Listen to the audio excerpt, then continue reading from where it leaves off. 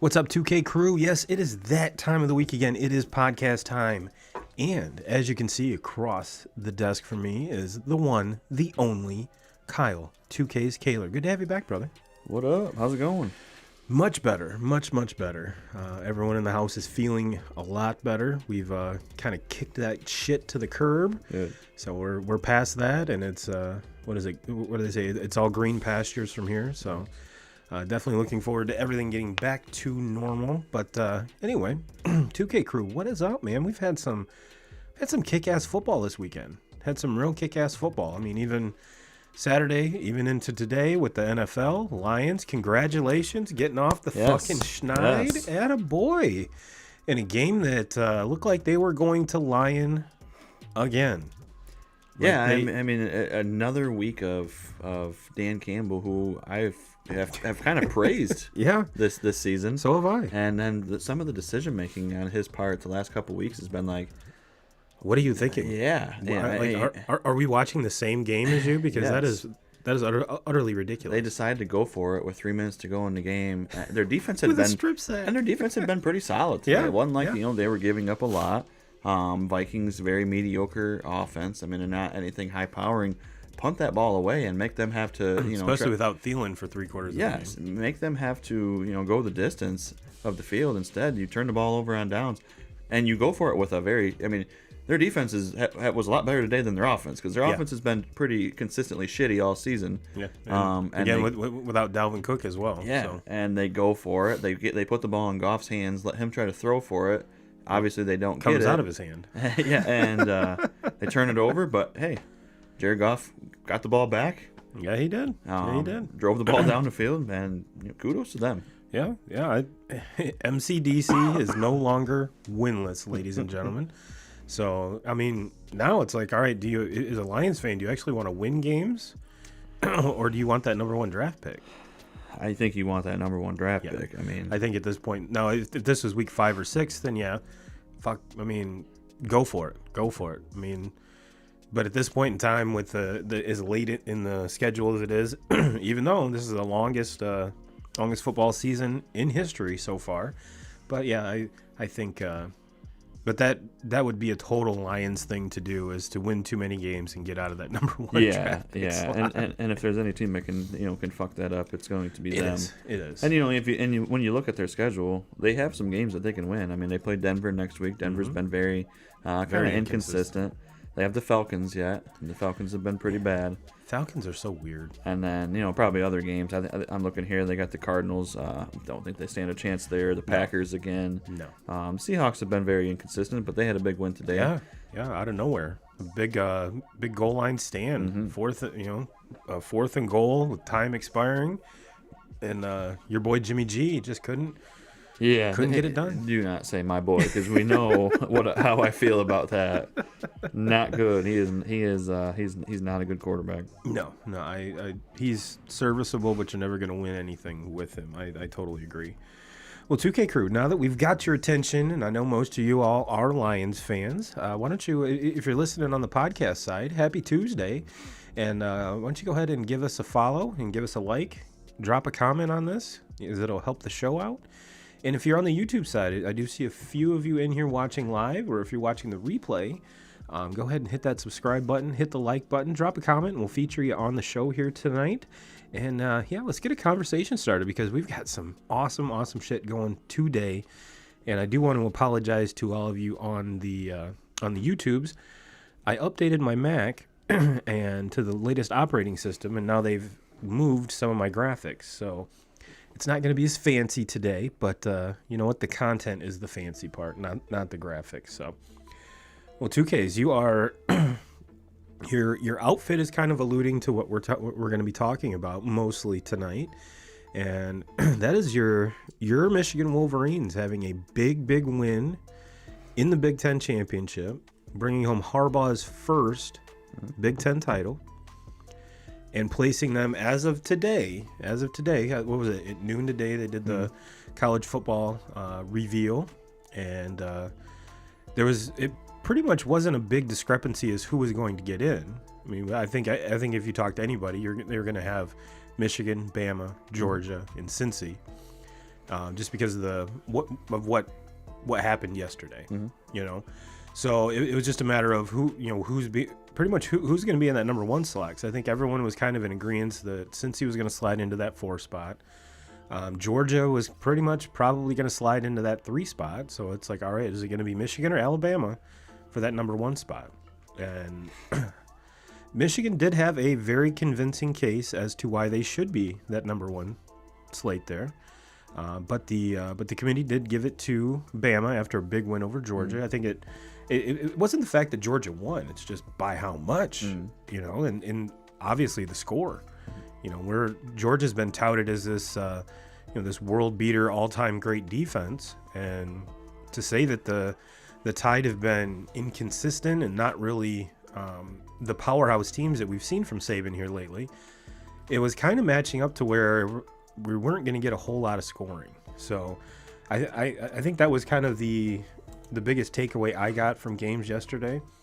But 2Ks, since it is your team, I'm going to give you the floor, brother. Obviously, you like the game, especially the score, 42-3. I mean, because I think last night, to me, I mean, I was kind of a nervous wreck Yeah. leading up to the game. Obviously, 8 o'clock game, so you have all day to think about it. Even all week long. I mean, it was one of those games that to me it just kind of felt like it had the potential to be kind of a trap game. Mm-hmm. Michigan coming off the huge win, they obviously hadn't beat Ohio State for 8 years.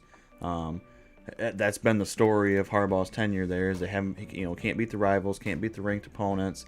They're coming off, basically the biggest win since Harbaugh's been a coach at Michigan, and now you have to face a stingy defense, a stingy Iowa team that hard to put points up against, and that game just kind of scared me. And I mean, I think by the end of the first quarter, after seeing Iowa make a couple drives, Iowa offensively, they were moving the ball a little bit, but once they got down into that end of the red zone, obviously couldn't get anything done. That's when the Michigan defense kind of.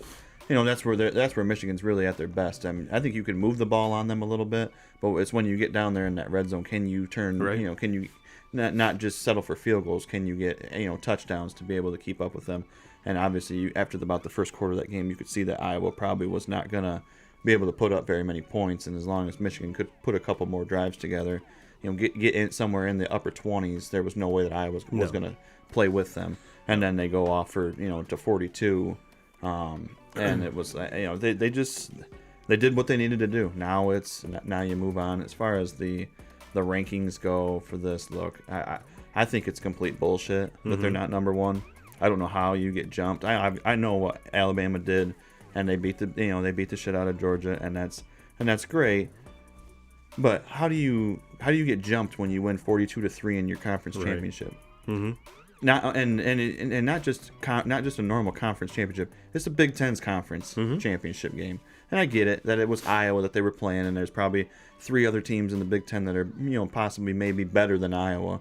But to me, you should not be penalized and just get jumped. Let's not forget that just a week prior to this, Michigan beat Ohio State convincingly, just the same way that Alabama did to Georgia, and Alabama goes 4 overtimes with a really shitty Auburn team, and everybody was ripping them. Everybody on ESPN, the media, everywhere was ripping Alabama. This is not the same Alabama team. This is the worst Alabama team.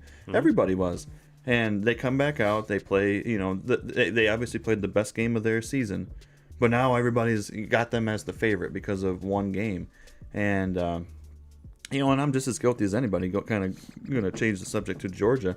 I'm just as guilty as anybody as far as saying that I didn't think there was anybody that could really play with Georgia. No. Well, Georgia was exploited big time. I mean, and after watching that game, like I was, because look, I don't follow a lot of Georgia football. I knew that they were blowing everybody away, and they really hadn't had a challenge all season until going back to week 1 with the Clemson game.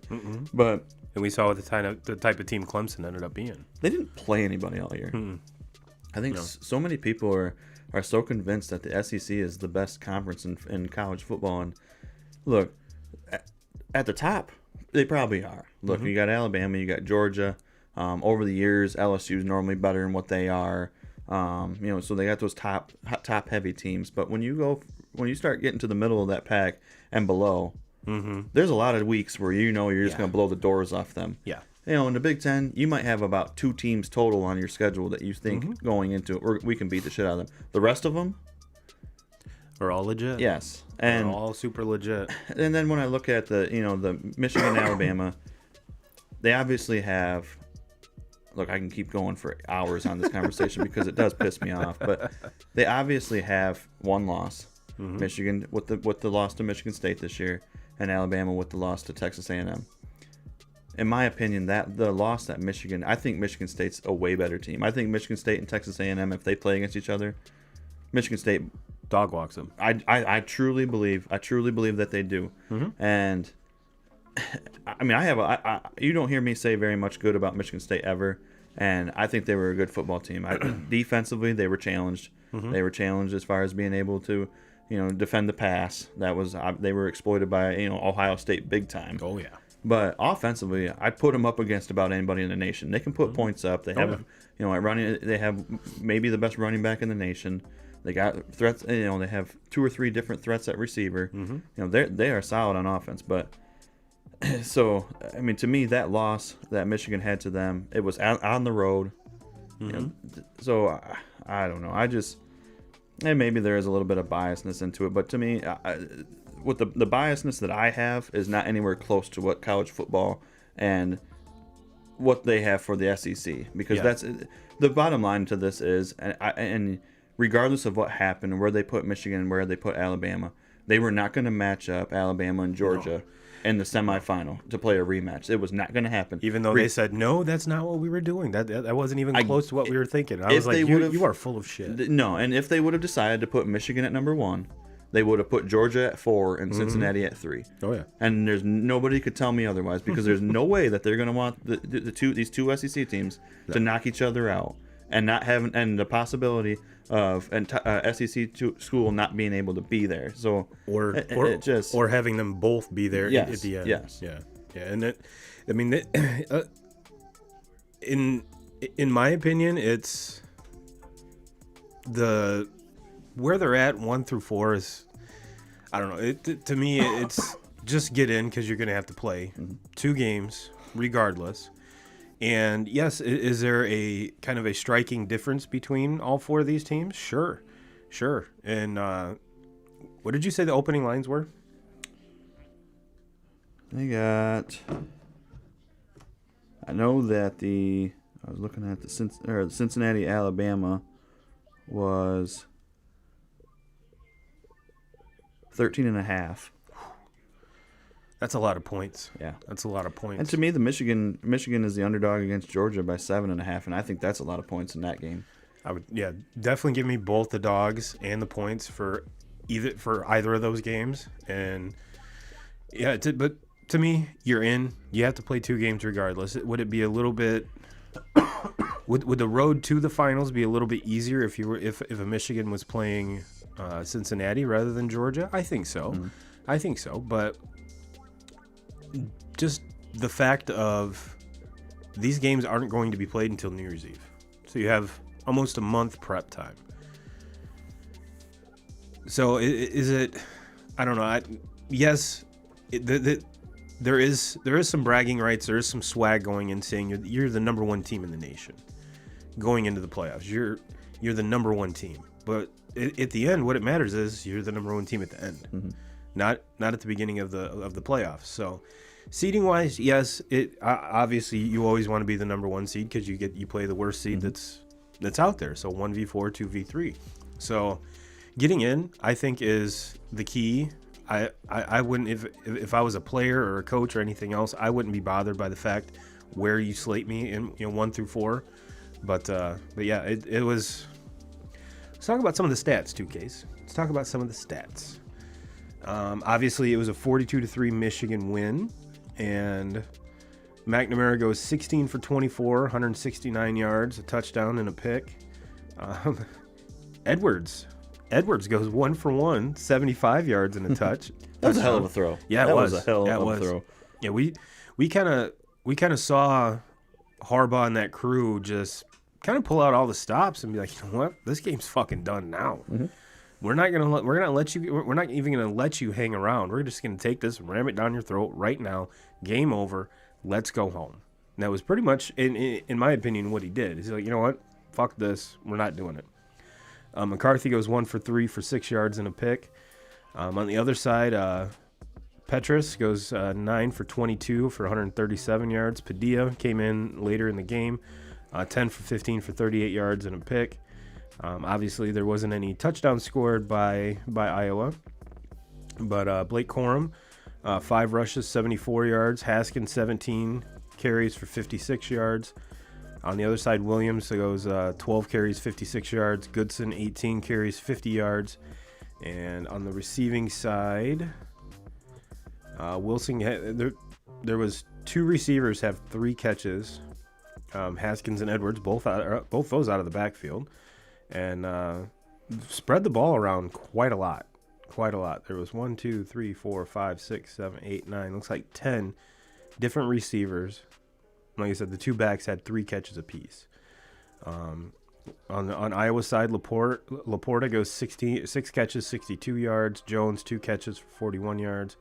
And Goodson 6 catches for 28 yards. So, as you can see, there wasn't a whole lot of offense put up by Iowa. As you know, it's pretty indicative of the score. But and this was a 14-3 game at half, 2Ks. Mm-hmm. It wasn't until the halftime adjustments and everything else that Michigan just said, "Nah, this is done. Mm-hmm. This is done. This is done.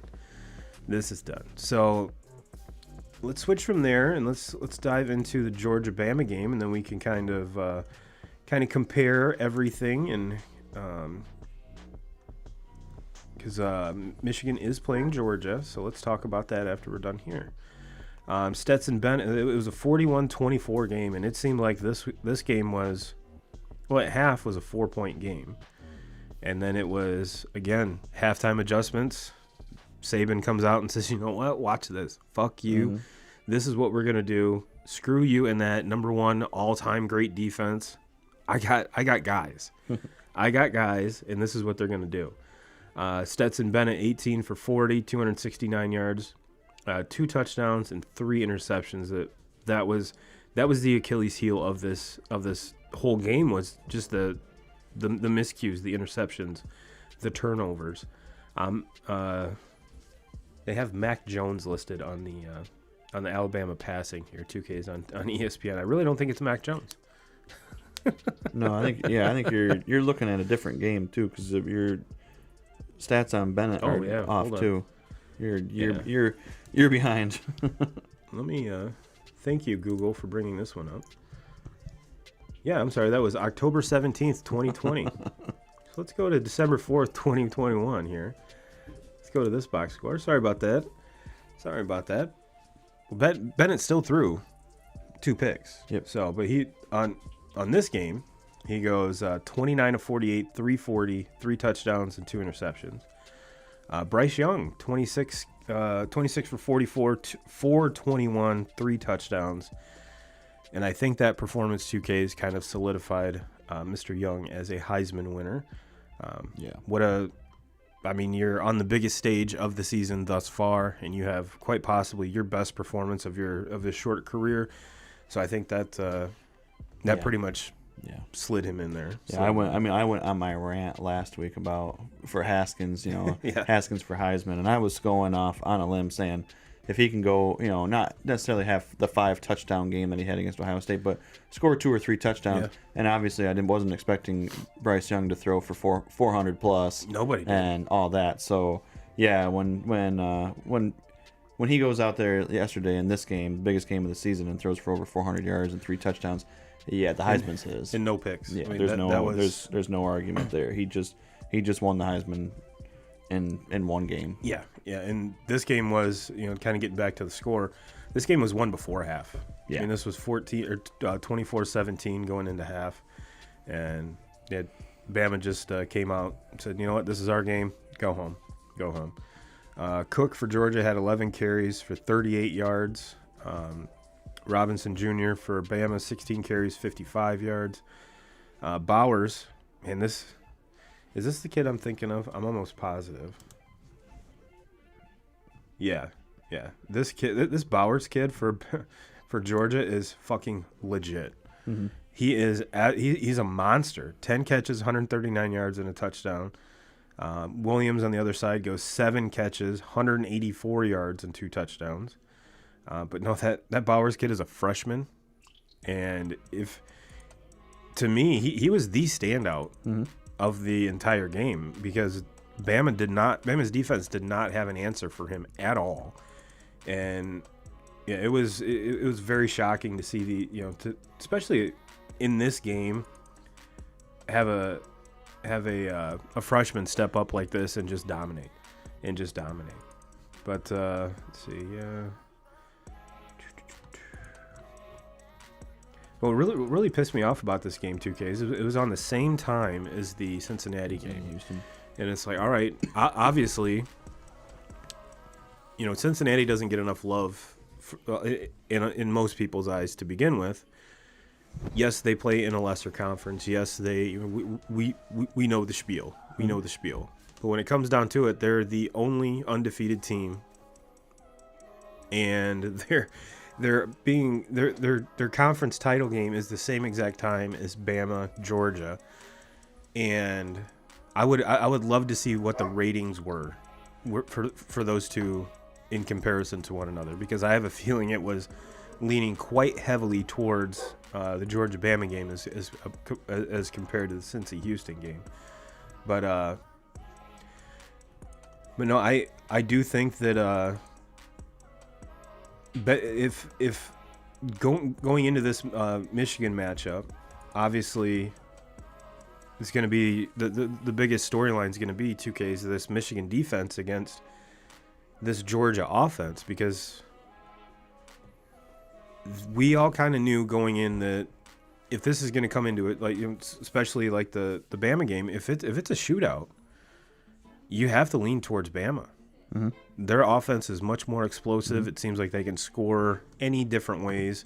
You know, the wide receiving core for Bama, I mean, is star-studded, as it always is here lately. And if Bennett has to throw 48 times against that Michigan defense, that's playing right into Michigan's hands. Into it, yeah. That's where Michigan's strong point on defense is obviously the rush. Mm-hmm. And you talk about Aiden Hutchinson, the best pass rusher in college football, and then on the other side you have Ajabu, who's not much further behind him. No.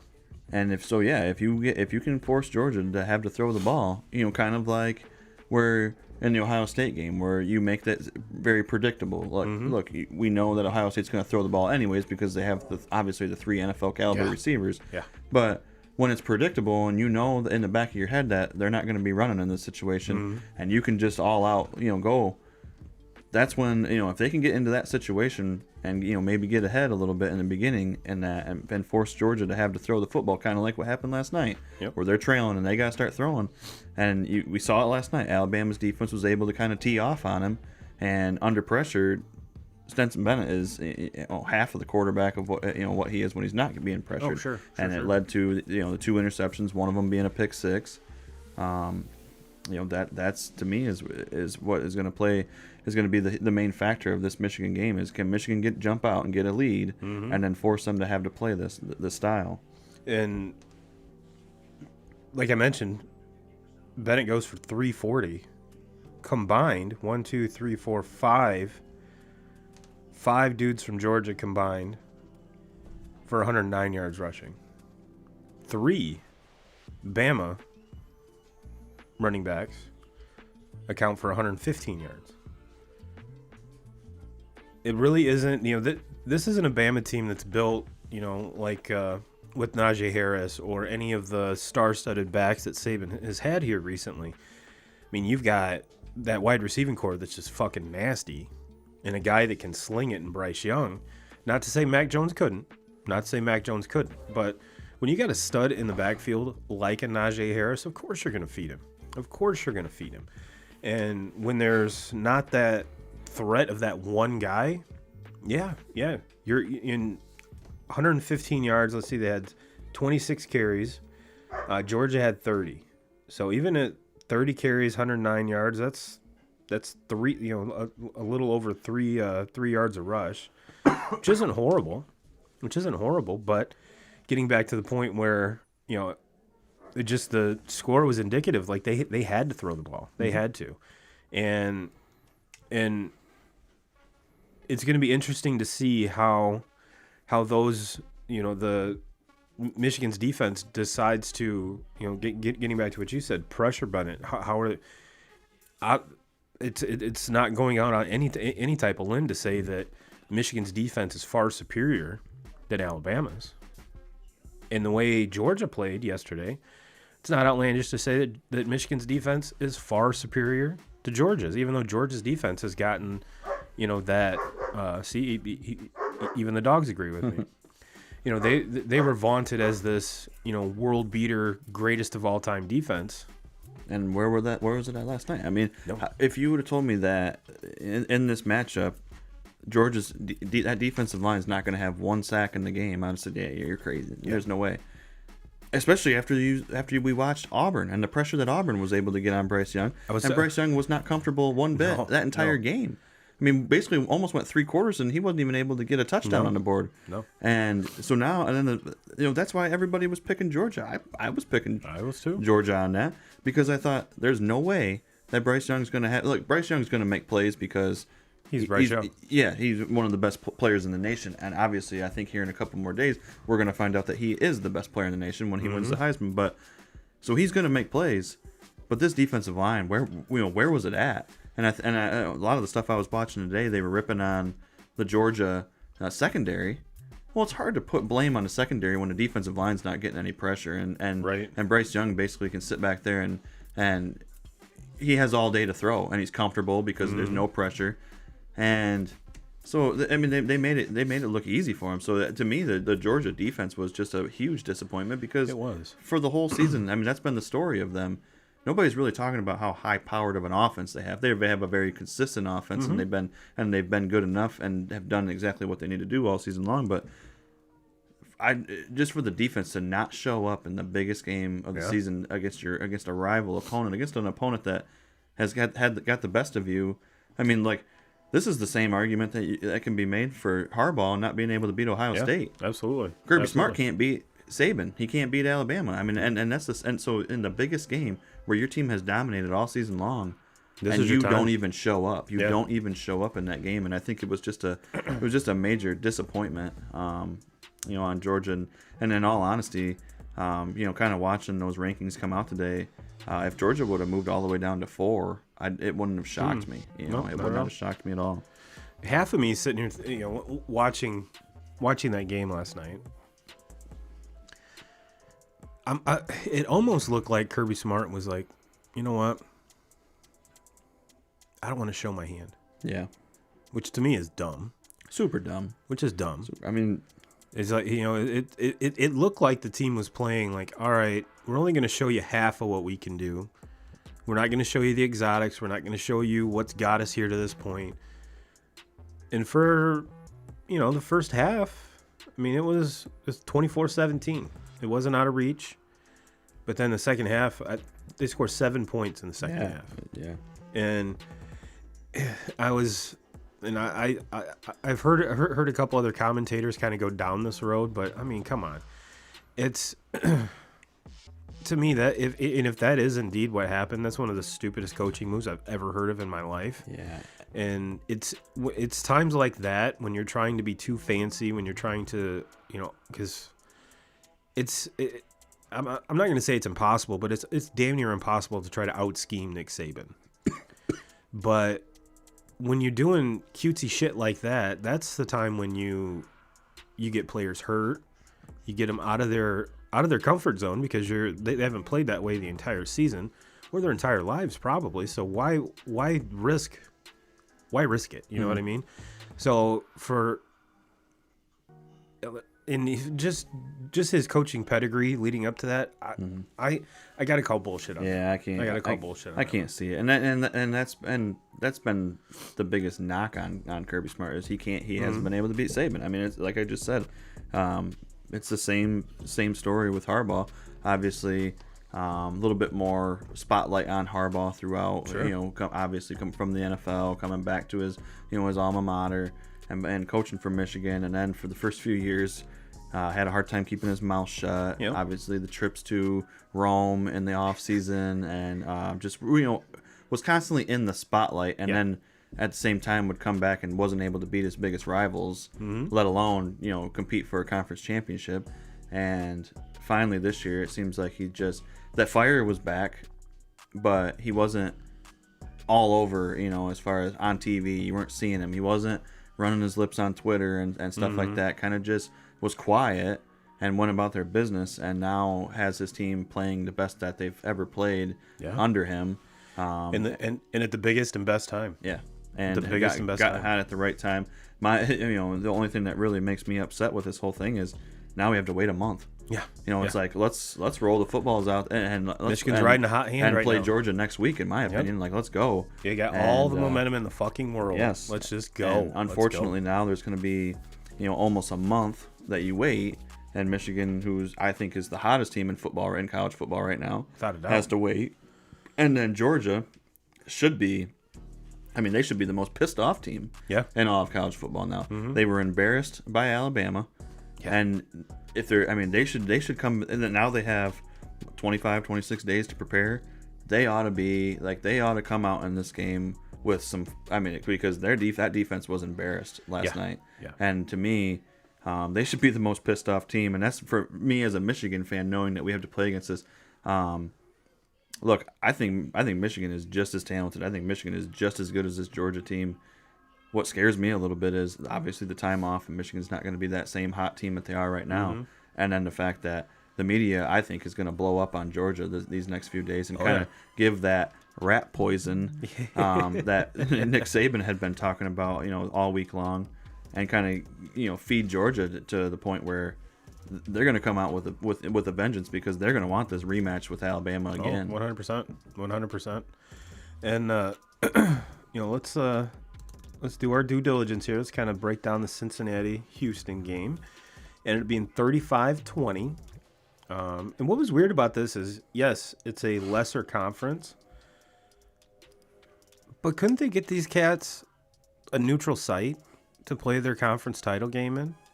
Not that I think it would have mattered, but the conference title game was held in Cincinnati, which I think is kind of bunk, but nonetheless, it was a 35-20 game, and Houston's quarterback Clayton Tune goes 17 of 26, 250 yards, 2 touchdowns, and a pick.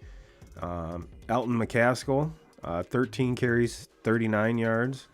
And their top receiver was Daniel Dell, 9 catches, 159 yards, and a touchdown. Let's flip over to Cincinnati.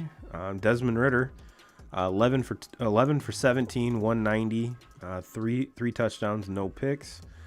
Jerome Ford has a monster day, 18 carries, 187 yards, 2 touchdowns. And Alec Pierce, 2 catches, 65 yards, and a touchdown, as well as Tyler Scott. 1 catch for 25 yards and a touchdown. So nice sprinkled around everything. I mean, it's what Cincinnati's been doing all year. And in the 2 biggest games that they had to win, and had to win kind of convincingly, I think they did. Yeah, I think they did. I mean, but I really don't think that, because it happened, and they are the top. They are in the top 4. They are in the top 4, and I think with the teams that were behind them and what they did, I really don't think you could make an argument for anyone but them in that 4 spot. Yeah, I mean, Oklahoma State losing, I truly believe that if Oklahoma State takes care of business and they win that game, and then obviously after Alabama beating Georgia, I think Oklahoma State jumped Cincinnati. Would have jumped them in that situation. Would I have agreed with it? Probably not. No. I know there's a lot that goes into being in one of the major conferences, and I know that obviously the schedule that Oklahoma State was a lot better than the schedule that Cincinnati had played, but there's still something to be said about being undefeated, and undefeated last year. I mean, up until the bowl game with Georgia, but even then, in the bowl game with Georgia, they lose by a field goal to a team that dominated this season, all season long up until last night. So I don't know. I think a lot of people think, especially the experts that so-called experts that you listen to talking all day on TV, they kind of think that Bama's just going to walk all over this team. I don't think so. And I think Cincinnati's a lot better than what people are giving them credit for. Look, Bama might go out there and shred them like they did Georgia last night. That very well could happen, and it would not shock me if it does. But it's not going to shock me if Cincinnati plays well with this team, and this is a close ball game. What would it do to college football if Luke Fickell and the boys beat Saban and his boys? Turn it upside down. I mean, and I would love it. And me, love it. And I would too. I would too on any other year than a year when Michigan has a chance. Because this is my thing as a Michigan fan. If we are fortunate enough to come out and win that Georgia game and make it to the championship game, the last thing I want to see is Cincinnati. I want to go if as a Michigan fan, if we're going to win it all, I want to go through 2 SEC schools, and I want to beat the best. And I get it. This is not the Alabama team that was last year. Yeah, this is not legit. There's not a team in college football this year that is legit like the Alabama team last year or the LSU team the year before. But to me, there will always be that held over our head if Michigan was to come out and win it. that would always be held over head that, yeah, well, you beat Cincinnati in Yeah. the championship. Yeah. And so for me personally, look, I mean, I want to see Saban get his ass beat every time he steps on the field. And if this was a Amen. normal year where, Michigan wasn't in and say Ohio State was playing in this, oh yeah, I would love to see it get blown up and have Cincinnati, win that game. But just for the fact that Michigan, has the opportunity to beat Georgia and get to the championship, I want to face Alabama in that situation. Yeah, but that would be that. I mean, obviously it's unprecedented so far because a group of 5 makes it into the Final Four. Mm-hmm. Never happened before. Mm-hmm. So yeah, it would be even more unprecedented that they go out and because that's been the knock of them the last 2 years. You haven't played anybody. Mm-hmm. You haven't played anybody. Well, this is Luke Fickell's chance. Yeah. I mean, it's come out that I'm almost positive that he's signed an extension with Cincinnati now, so he's going to be there for the long haul. Mm-hmm. Fingers crossed. You never know with coaches. Yeah. We'll talk a little bit about that here in a little bit. Yeah, you should know best when it comes to that. But this is what he's been working for. This is what this team has been working towards for 2 years now. Yeah. And you finally get your stage. It's your put up or shut up time. And if you want everyone to think that this program is legit as you think it is, there's no better stage than now. Mm-hmm. And on top of that, to do it with Desmond Ridder, who is a senior, he will not be there next year. And I think he's been kind of the driving force behind this whole run of theirs. It's I'm not going to say the team goes as Ridder goes, but it kind of does. And granted, you can say that about pretty much any quarterback, but in particular with this team, I think it's very legit. And yeah, this is their put up or shut up time. This is what they've been working towards. Like I said, the last 2 years. This is the reason why Fickell was pretty much up for every job vacancy in college football, even some pros. And it's, he's steadfast in staying there. Yeah. So this is what you got. Yeah, this is what you got. And you know what? I think there's something to be said too with regarding to Cincinnati that they've done this 2 years in a row now. Yeah. This isn't the first time. This isn't the first year where they've ran the table and went undefeated.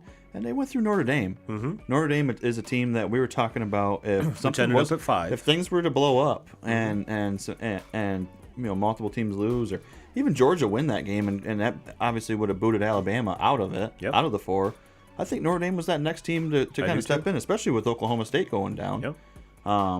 The day started out well for Notre Dame fans, so, and then just kind of crashed around us towards the end, after the second wave of games. Yeah, but and I mean that Cincinnati Notre Dame game was early in the season, so it's hard to kind of get a gauge on that. But Cincinnati won that game in Notre Dame, and it wasn't like it was a blowout, but they won it rather convincingly. Mm-hmm. I mean, there really wasn't a doubt throughout the game watching them that they were gonna lose that game. So, kudos to them. You have to give the credit, and look, there was teams that had the opportunity to jump in there and possibly, like I said earlier, if Bama wins like they did, if Oklahoma State beats Baylor, I think Oklahoma State would have jumped Cincinnati and Cincinnati would have been out. Oklahoma State had it right there in front of them, had the opportunity to be playing a foot short. Yeah, and they lost the game. And dude should have hit the B button and right in the end zone. And I thought watching that too, it was like you gotta cut that. Even if you do get stuffed, you have to give it a chance because dude, you tried to dive 7 yards, you weren't gonna make that dive. And dove diagonal. Diagonal. And look, I haven't ran a whole lot of.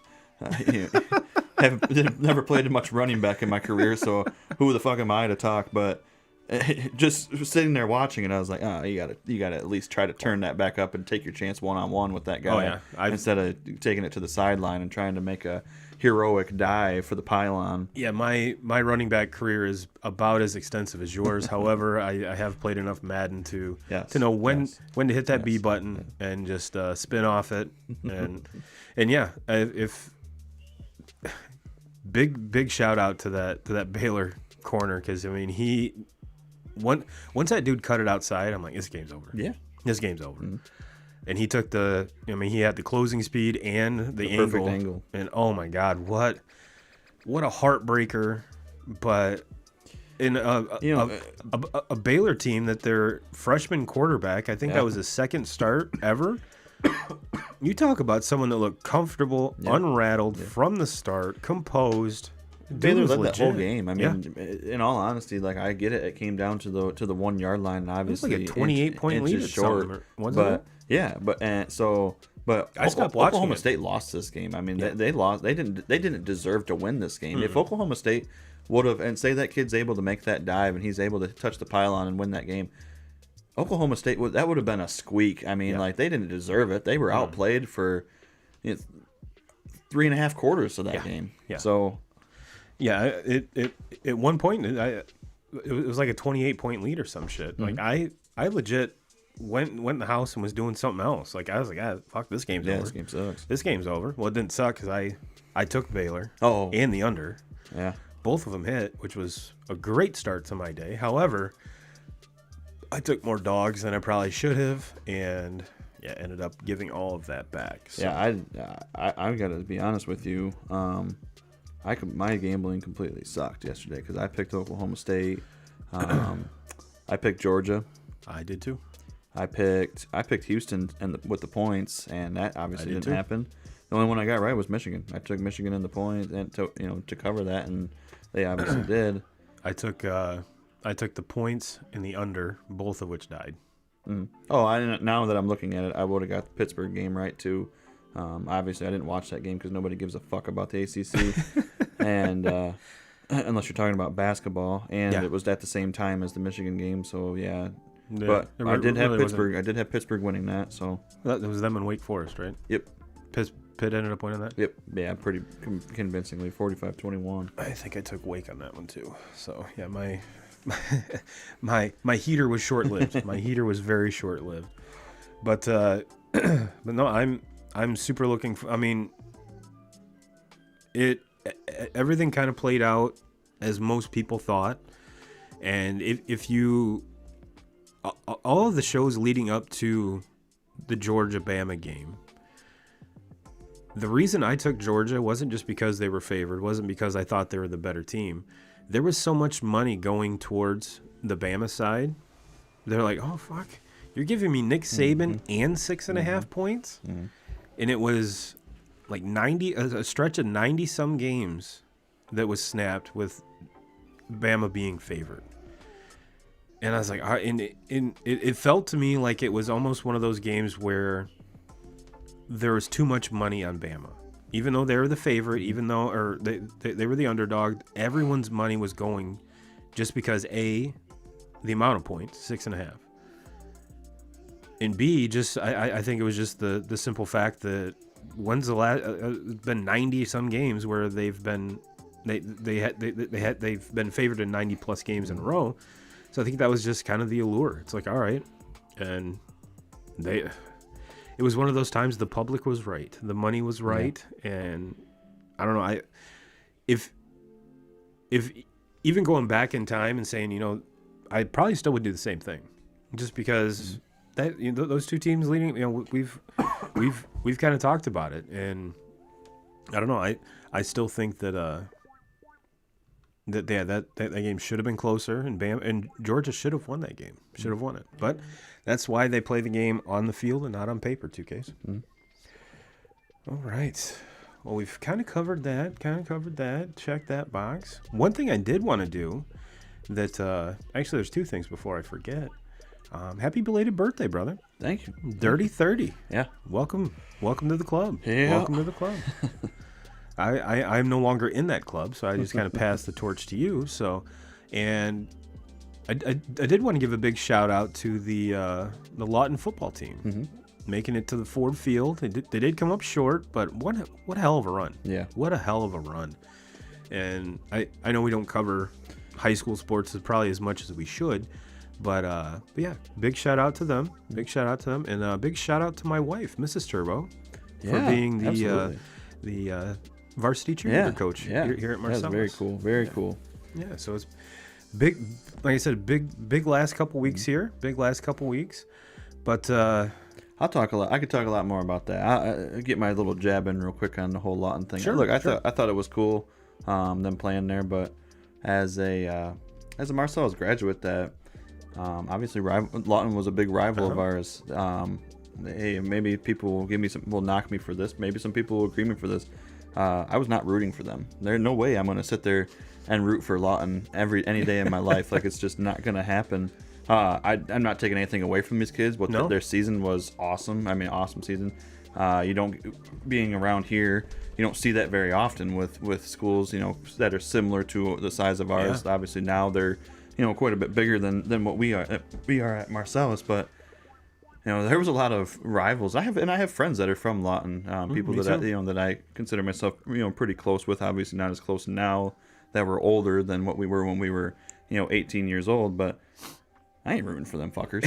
I'm not rooting for them. There's no goddamn way I'm gonna root for them. Not taking anything away from them, but there'll never be a day where I'll put a Lawton uniform on or a Lawton shirt on and support them. Nope, not gonna happen. It was weird to see Jimmy in any colors rather than orange and black. It was cool. It's cool. It's a cool yeah. experience for him to live it up, and absolutely. I got nothing against that, but no, you won't ever see me with Lawton gear on. No, I don't think that I would don any Lawton gear as well. And I wouldn't expect it from. Look, like I said, I have a lot of friends that are from Lawton. I wouldn't expect them to have Marcellus shit on. Like, that's just the way it goes. Like, and kind of piggyback on that point too, Case. For those of you that do not follow Dave Portnoy on Twitter, he's the owner of Barstool Sports, and recently found out that he is a Michigan alum. So, yes, he is quite. If you're a Michigan fan, you love him. You love following him. Yeah. But one thing that I think is rather, and I want to say he tweeted that's out this morning. He said, all right, pretty much let's put our swords aside. The Big Ten, let's all join this bandwagon and let's root for Michigan. Hate to tell you, Dave, that's not going to fucking happen. No. You're not going to get Ohio State fans on your bandwagon. Not going to get Michigan State. You might get a couple Michigan State, but you're definitely not getting some of the older generation of Michigan State. You might be able to pull, but you're not going to pull the people that are closer to our age. Yeah, no, not going to happen. Not going to happen. It was a good try. Yeah, but there is no way in hell that I'm probably I might even be underestimating this, but I'm going to say 85% of the Big Ten wants Michigan to lose. Yeah, sure. Just because Michigan beat their team, is ranked higher than their team. It's this rah-rah shit does not. Well, you're going to hear it all. I mean, we're already hearing it. It's all these Michigan State fans that are still saying, "Well, we beat you guys this year." Yeah, of course. Hey, you fucking did. I'm not going to sit there and argue with you. They got to hang their hat on something, brother. Michigan blew that lead. Michigan should have walked out of that game. You try to come up with every excuse in the book. Michigan should have won that game, and it did not happen. Michigan State won it. Kudos to them for it. I've given that Michigan State team a hell of a lot more credit than I ever have this year. I think they're a good team, and I think there's a lot of teams that they're going to beat. And I think it helps that D'Antonio's not the coach anymore. Yeah. But am I going to be rooting for them against Pitt here in the bowl game? Fuck no. I hope Narduzzi comes back and just kicks their fucking teeth in. That's just the way it goes. But that's the great thing about sports is we don't all have to agree. No. And I'm not trying to make enemies with anybody, but I'm going to talk my shit, and I hope you talk shit back, and I enjoy it. Like, I enjoy reading that's almost Michigan State fans put their stuff up against Michigan when they beat them. Like, I enjoy it, and then as Michigan fan, you got to kind of just take it and deal with it and hope that it goes a little bit differently the next year. Yeah. Obviously, it's worked out this year. We did lose, and it sucked there for the time being, but we're fucking playing now, and we beat Ohio State, and we won the Big Ten championship, and now we're playing in that Final Four, or something that Michigan State has not done. And we have 12 wins, and that's something that Michigan State has never done. So, but yeah, as far as that head-to-head matchup between two rival Michigan State, they won it this year. Yeah. And that, to me, that's 51% of sports is actually watching the game. The other 49% is talking about it and bullshitting. Yeah. And yeah, you're 100% right. Look at your shirt and look at this. Yeah, and I don't want to, and I don't want to surround myself with nothing but Michigan fans. No. I want that arguing back and forth. And we're not gonna fight, and we're not gonna get shitty with each other. But Yeah, let's argue. Yeah. Let's Oh, argue yeah. it and Oh, let's yeah. debate and that's what makes it fun. That's what makes this whole, being a sports fan, that's what makes it all fun. You want I to know don't what's want to not agree fun? with everybody that I hang out with. No. You want to know what's not fun? Your head coach fucking leaving. Yeah, well, I was waiting for this transition. What a fucking fraud. Oh my god. What a phony. I mean, from the very beginning of this news being broken, I mean, I reached out to you on the Facebook thing, just kind of talking shit a little bit. But I've never kind of shied away from it. Look, I think Brian Kelly is a phenomenal football coach, and it shows. His record, Sure. It shows. But What a fucking scumbag. He's a scumbag. He's a prick. He's an asshole. I could not. And you know what? I think it showed a little bit that how much of a fucking asshole he is, that nobody fucking followed. No. Obviously, the defensive coordinator Freeman becomes the head coach there now. Kudos to him. Yes, Tommy Kudos Reese. to Tommy him. Reese, who I think Kelly had. I think Kelly really thought Reese was going to just follow along with him. He was ready to pay both those boys and Yes. make them two of the highest paid coordinators in the country. And Tommy Reese, and then and kudos to Freeman, because in this look, you guys know, you and a lot of my other friends know a hell of a lot more about Notre Dame football than I do, but because I really don't know anything about this Freeman other than he fucking went to Ohio State, but or he came from Ohio State, but it says a lot that he's able to, a guy that's never been a head coach, and he's what, able to lock 36 down years and old? keep this Tommy Reese, and Yeah. who Brian Kelly just kind of thought Reese is going to follow along with him, and Reese is like, oh, fuck you, I'm staying. No, And- there were videos of Tommy Reese in, because as we know, Coach Kelly didn't even address the players. He actually found out he got the job when he was hopping on a plane from a recruiting trip in California, and just so happened to have his lawyer on board as well. Funny how that works. So he left someone's living room, got on a plane, accepted the job down at LSU. Later that night, it was later that night, a video came out, and it was Coach Reese addressing the Notre Dame's the players, and he said, "This is where I want to be. This is where I cut my teeth. I love you guys too much to leave. This is my dream job right here with you guys. I'm staying." But he said, "I can't tell you anything else."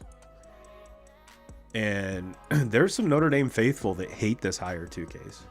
They view it as, and Jeremy, I love you, brother. I always have. You and I have been Notre Dame faithful pretty much our entire lives together.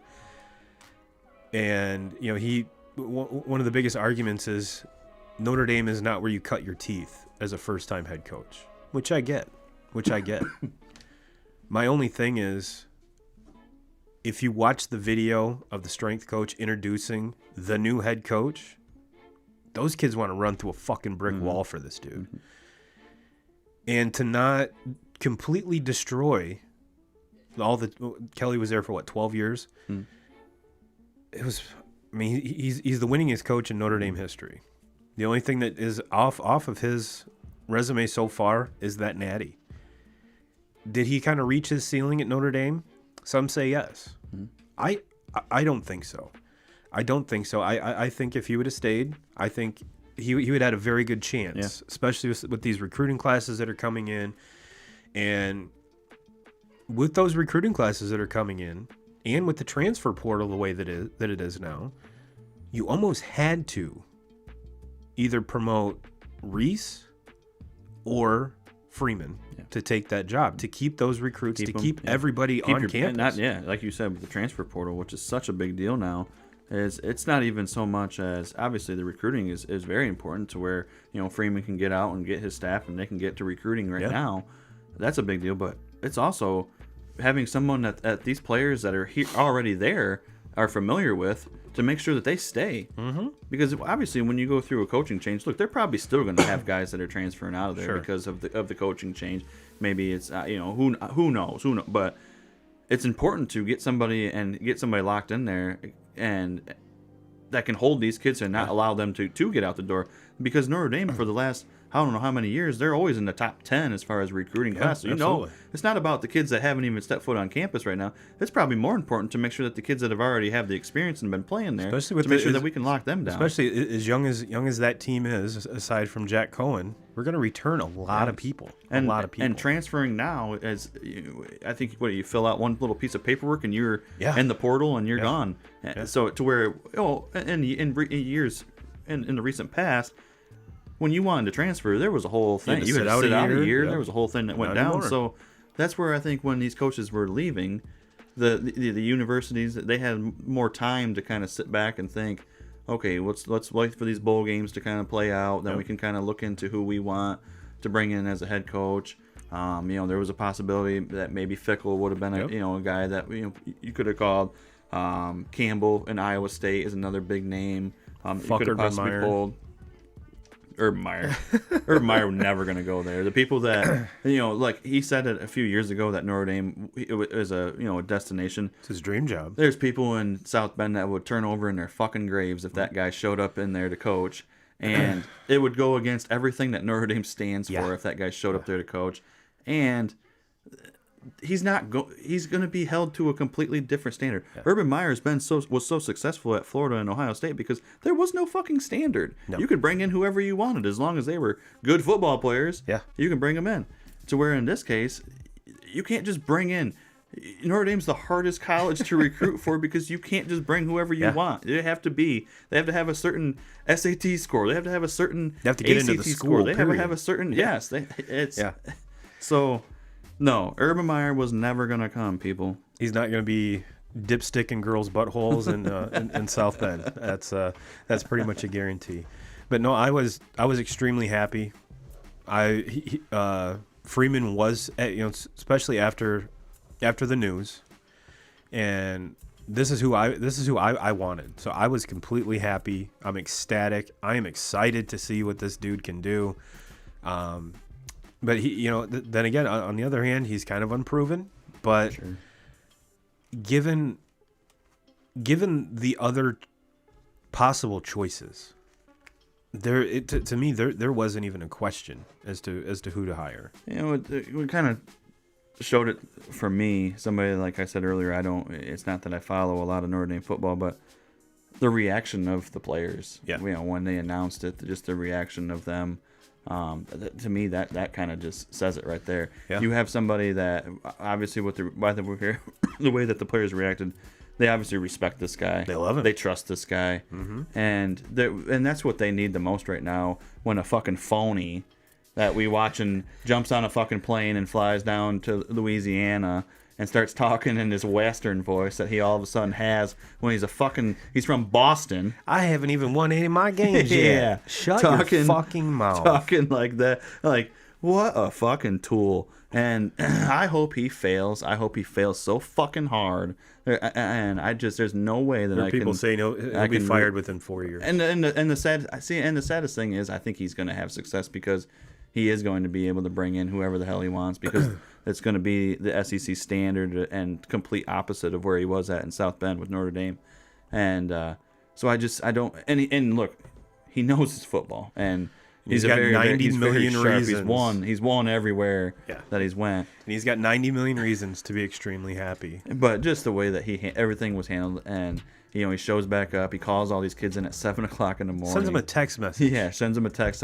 Calls them in. I think the conversation lasted for about 3-4 minutes. Yeah. Out the fucking door, jumping on the plane to leave there. As a player, I wouldn't even have showed up. No way. There's no way I would have. Wouldn't even have showed up. No fucking way. It would have been so funny for that tool bag to walk in there and have nobody in the room with him. That'd have been awesome. And then he goes down there, walks into the LSU locker room, and kind of gives this spiel like the reason I came here is to be around the best players in the nation. Well, those guys that you left up north are pretty fucking good, actually. Yeah, they're ranked number 5. Yeah, and number 5. You're walking into a locker room with a bunch of guys that won 6 games this year. So and they're.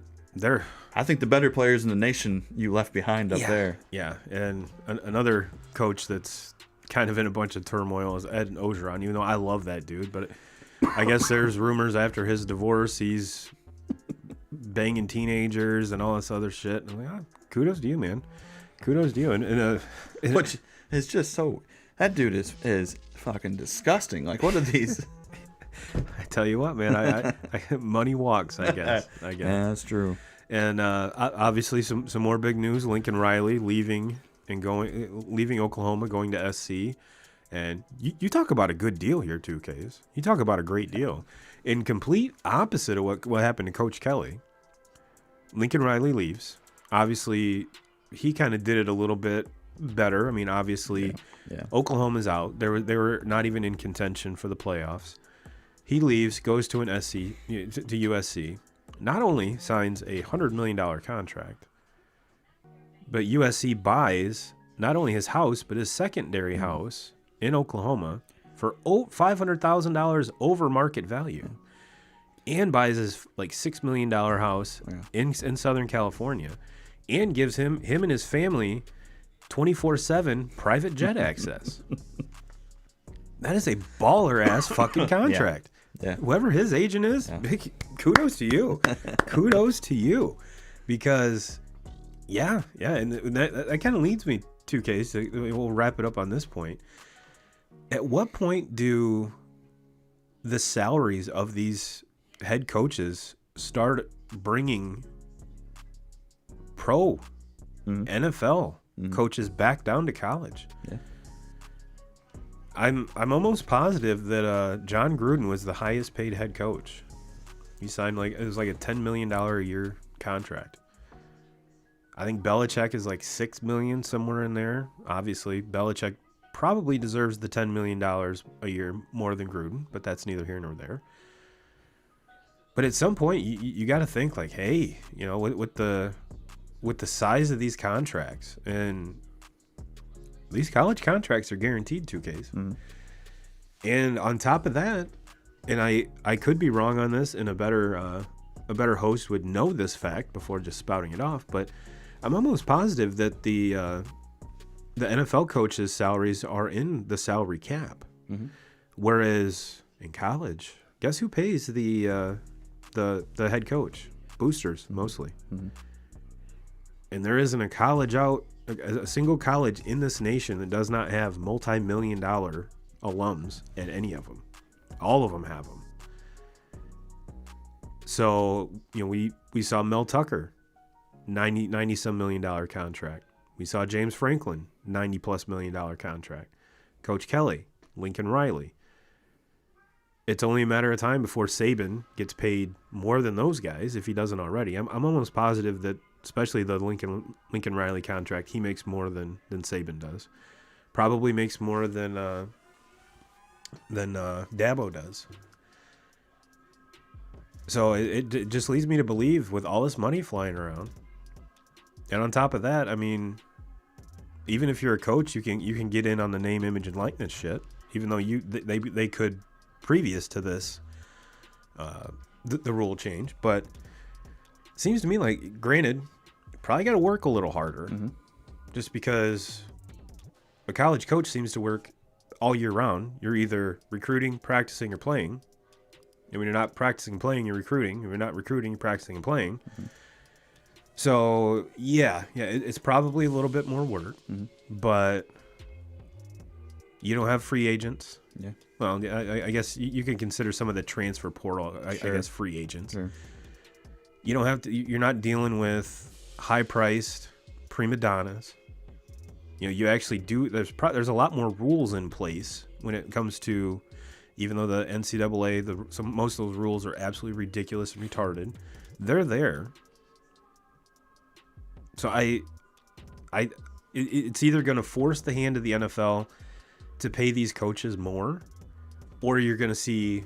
I'm not going to say a mass exodus. I'm not saying Bill Belichick is going to leave and go coach Texas or something like that. But I think especially some of these highfalutin coordinators, take like Eric Bieniemy here with Kansas City. And Leftwich and all of these coordinators that keep getting passed over for head coaching positions. Why not leave and go to college and get fucking paid? Yeah.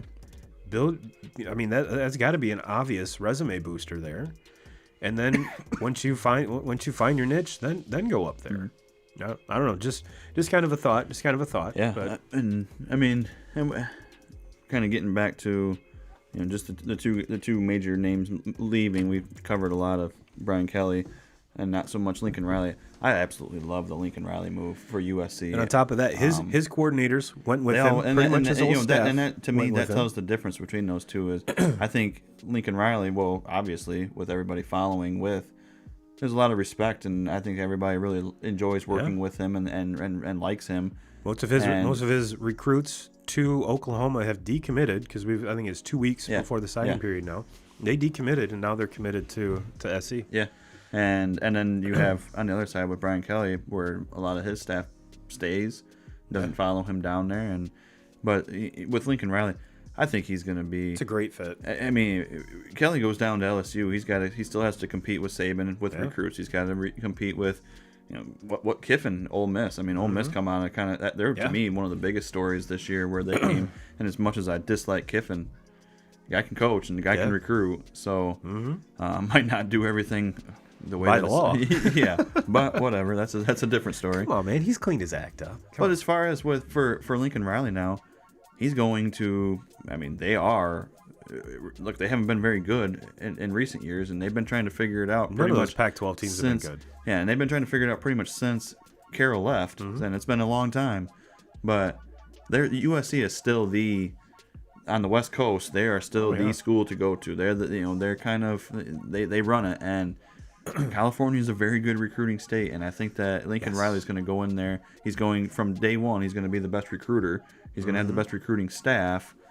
He will find a quarterback really soon, and that's something that SC has not had. Well, their Oklahoma's number one recruit is a quarterback. Yeah. He's since decommitted. So yeah. So he will have his quarterback. He's got him too. And Spencer Rattler. Yeah. Is entering the transfer portal. I really don't think he's following Lane or not Lane, but yeah, he's definitely not going to SC. And if you're Lincoln Riley and he calls you up, hey, can I come too? Well, you know what, brother? We tried that, Norman. How about we pass? Yeah. Thank you for reaching out. Yep. My people will get back to you. And for Oklahoma, I mean, we talked about it with obviously them moving to the SEC. Another genius reason why to go to SC. Yeah, and maybe the approach of Lincoln Riley being he's an offensive mind. He's a quarterback guru. Everybody, he's obviously put a lot of quarterbacks into the NFL. But maybe going into the SEC, they got to change their style a little bit. They're not going to be able to just throw points up. They're going to need defense. And now with what I'm hearing or been reading, it's going to be Venables from Clemson, defensive coordinator there under Dabo for a long time, and they've been a very good defense and very fiery younger coach. You got to believe he's going to be one hell of a recruiter. You mean Cliff Kingsbury isn't leaving? Yeah, he ain't going. He's not leaving. I heard that, and I was like, why? Why the fuck would you leave when you have Kyler Murray as your quarterback in the NFL? And your team has 10-2 right now. The best record in all the NFL, and they've done this with Kyler being on the shelf for 4 weeks. DeAndre Hopkins being on the shelf for 4 weeks. Somehow, Colt McCoy is still in the league. Yeah. Like, you know what? Yeah, we lost his first start. Yeah. The second two, we won. This goes to show you, and they're doing that without JJ Watt. A lot of DeAndre Hopkins has been hurt for a lot of this season. Yeah, and granted, they played the Bears today, right? Yeah. Yeah, that was my Bears. That's a whole other story. We're gonna need a lot more show to be able to talk about their issues. Yeah, I don't think we could. I'm pretty sure we could do it for 4 straight weeks and still have content. But even in a very sloppy Soldier Field game, that's what Soldier Field is known for, is sloppy conditions, the weather. And Kyler looked still to be, even with the footing and everything else, looked to be the fastest player on the field still. After having hamstring problems, D-Hop played well. Didn't help that I think Dalton threw 3 or 4 interceptions and Teddy Bridgewater just died. Nice hands, feet. Yeah. That's why you're a DB. But no, so we gave a lot of kudos today, 2Ks. Gave a lot of kudos. A lot of cool shits happened. A lot of cool shits It has happened. been. I mean, and really didn't even touch in on what's going on with the NFL. But no, just with college football, these last couple weeks have not disappointed. I mean, Well, that and with the outcomes, you know, your Michigan boners got to be raging. it is extremely. I mean, like I said earlier, now I got to sit around for 3 weeks. Yeah. And not be able to do anything. So that's what scares me. That scares me. But you know what? Obviously, you want to see him win it all. You want to see him win it all. But Oh yeah.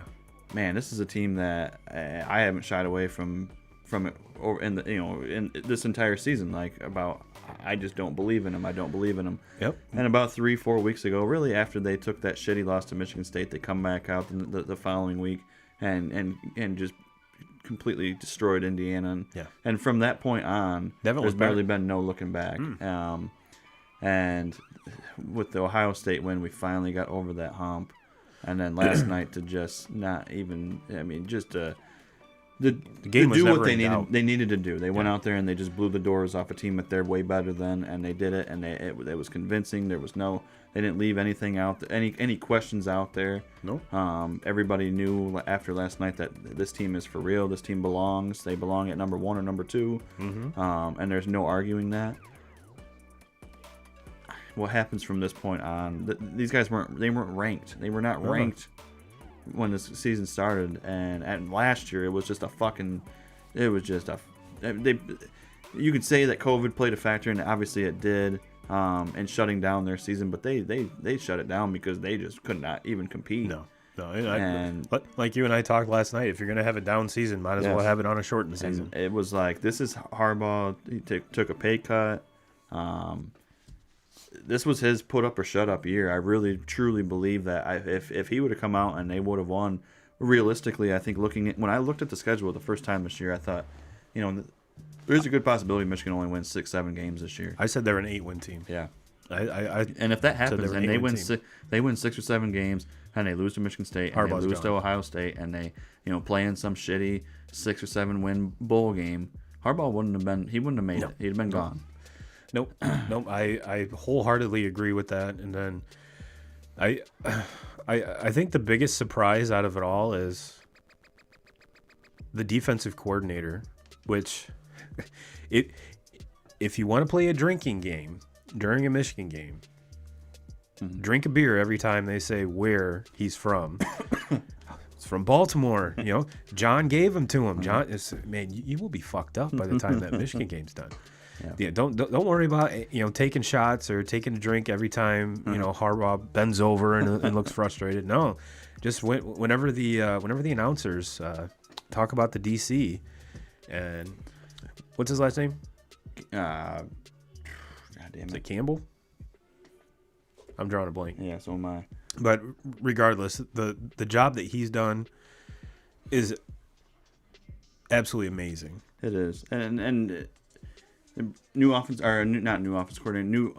line coach. That's been a huge deal. I mean, they've always had the big offensive linemen, but they haven't really been able to put a true good offensive line that can really just kind of control the whole game. And this year with that offensive line and the first year, with offensive line coach's last name is Moore.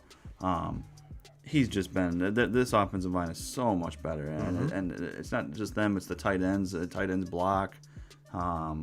Everybody's bought in. Yeah, and that's the thing. And then Josh Gaddis, offensive coordinator. He's left me scratching my head a lot over the last 3-4 years. And this year, at the beginning of the season, it was still kind of like, man, I just don't see it.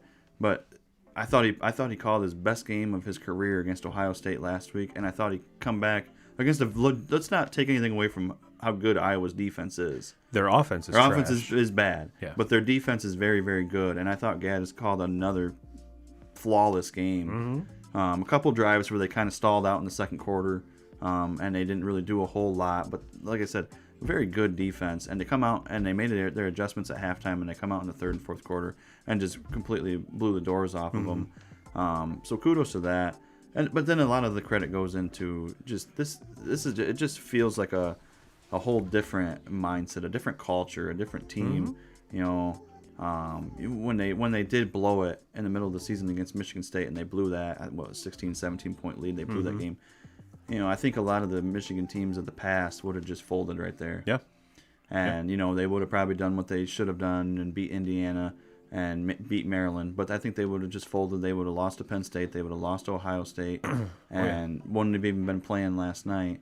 And instead, from that point on, they've played their best football since then. And I mean, then they go into Penn State, probably should have lost that game. I mean, very tough place to play, a whiteout there, and Happy Valley's never easy to play. Yeah, and Penn State, very good defense, but Michigan found a way. They found a way to win that game in the end, and it's exciting to watch. And maybe after this year, it'll be another 6, 7, 8 years before they beat Ohio State again. I don't know. I think that gap has closed. I really do. I think they're going to be playing more consistently for competing for Big Ten championships, but regardless of what happens, man, this has been fun. This has been a fun kind of a streak that they've went down, and I hope it continues through Georgia, and I hope that we get an opportunity with Alabama. Yeah, I do too. They've definitely like you and I have said, they've outdone any of our expectations. Oh, absolutely. So, I mean, it at this point, one could just say they're playing with house money, and they really are. Mm-hmm. They really are. Like you said, they came from an unranked to number 2, arguably number 1 in the nation. Yeah. So yeah, it's gonna be an exciting game. That's for sure. And Notre Dame is playing Oklahoma State New Year's Day. I would have rather seen that as a Baylor matchup. Yeah. Baylor wins the conference. That one kind of just shocked me a little bit. I really thought Baylor would get that matchup. Mm-hmm. Obviously, if I know it's a Big Ten, Pac-12 thing with the Rose Bowl, but I would have loved to see Ohio State and Notre Dame play. That would be cool. Kind of a preview of what we're gonna see next year with the games next year. But something tells me that Notre Dame is going to be playing with a little bit of an edge. Oh yeah.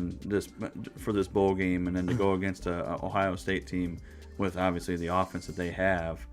That would have been a fun game to watch. Oh yeah. Well, 2K Crew, we gave you a little extra time this week, but you know what? It's not every week Michigan plays for a national championship. It's not every week. It doesn't happen every week. So we had to break it down for you. We had to. Well, 2K Crew, we'll get you out on that. Everyone have a great week, and as always, Jim Rome, we're coming for you.